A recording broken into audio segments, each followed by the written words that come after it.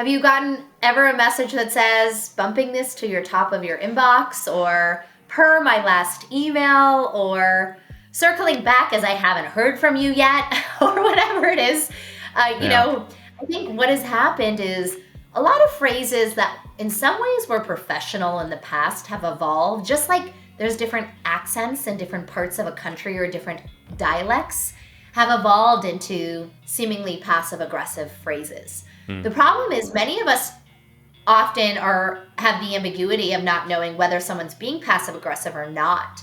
And research shows, there's actually a study called the online disinhibition effect that shows that we're more likely to interpret a negative tone digitally because we can't read those body cues that made up 60 to 80% of how we build trust.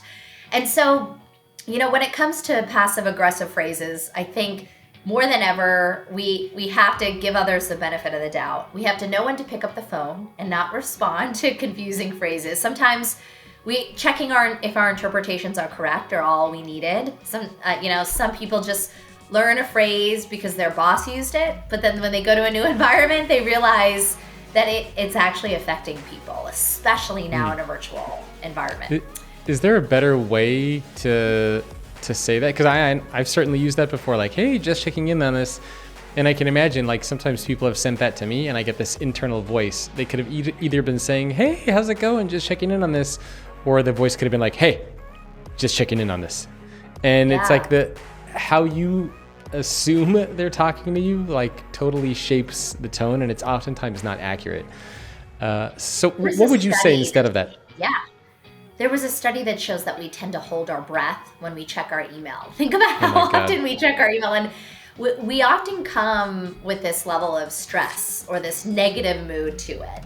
And I think a lot of this is about our mindset and not being so judgmental about when people are shooting off messages. Yes, I'm a big proponent of not allowing spam constantly, but at the end of the day, people are trying to get things done. And if it's not your priority, let them know, but don't react to maybe a phrase where it could just be confusion. I'll give you an example. I know a leader, he's British, and he started to run a global team, and certain team members were in Brazil. And he only found out 3 months into his job, his new role, that a lot of the Brazilians thought he was so rude because he would use phrases like, I regret to inform you, and unfortunately, and end his emails with best regards, because that was part of the culture. But for them, it felt too formal. It felt somewhat passive aggressive because they liked emojis and exclamation points, and that was part of their culture of connection.